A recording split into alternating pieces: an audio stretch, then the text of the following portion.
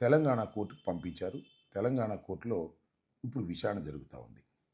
ఈ విచారణ క్రమంలో నిన్న జరిగినటువంటిది ఒక ఆసక్తికరమైనటువంటి వాదనలు. అదేమిటంటే, ఒకవేళ రామోజీరావు గారు తప్పు చేస్తే ఆయన చనిపోయారు కదా, ఈ కేసు క్లోజ్ చేయండి అనేటువంటి ఆర్గ్యుమెంట్ చెప్పారు. అంతేకాదు, రామోజీరావు గారు చనిపోతే ఆయన చేసిన నేరాన్ని కొడుకు ఎలా భరిస్తాడు, ఆయన జైలుకి ఏమైనా పంపుతారా అనేటువంటి మాట కూడా మాట్లాడారు. మొత్తం ఆర్గ్యుమెంట్స్లో ఏమర్థం అవుతుందంటే, రామోజీరావు గారు చేసింది తప్పేను, అయితే మీరు రామోజీరావు గారు చనిపోయారు కదా, అందువల్ల ఈ తప్పుని క్షమించి వదిలేసేయండి అనేటువంటి ఆర్గ్యుమెంట్ని వాళ్ళు తీసుకున్నట్టుగా నాకు అర్థమవుతా ఉంది. మీరు ఒకసారి చూసినట్లయితే, రామోజీరావు గారి కుమారుడైనటువంటి కిరణ్ గారు వ్యాపారాలన్నింటినీ కూడా కొనసాగిస్తూ ఉన్నారు. దాంతోపాటుగా ఈ హెచ్యుఎఫ్ వ్యాపారం కూడా ఇంకా కొనసాగుతూనే ఉంది.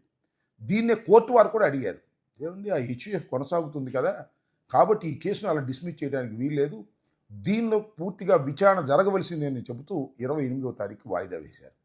ఈ కేసులో విచారణ జరిగితే వసూలు చేసిన 2,600 కోట్ల రూపాయలకి డబుల్ పెనాల్టీ వేసేటటువంటి అవకాశం ఉంది. దాని నుంచి తప్పుకోవాలనేటువంటి ప్రయత్నం మరి ఆ కిరణ్ కుమార్ గారు ప్రయత్నం చేస్తున్నాడు, రామోజీరావు గారు అబ్బాయి అనేటువంటి వ్యక్తి. దానికి చంద్రబాబు నాయుడు గారు సపోర్టింగ్గా కూడా ఉన్నారు. నేను ఈ విషయాలని ఎందుకు చెప్తున్నానంటే, ఇంతకుముందు కూడా చాలా సందర్భాల్లో మనం డిస్కస్ చేశాం. రామోజీరావు గారు అనేది చాలా గొప్ప వ్యక్తి అని, ఆయన ఈ మధ్యన ఏదో ఆయన చనిపోయిన తర్వాత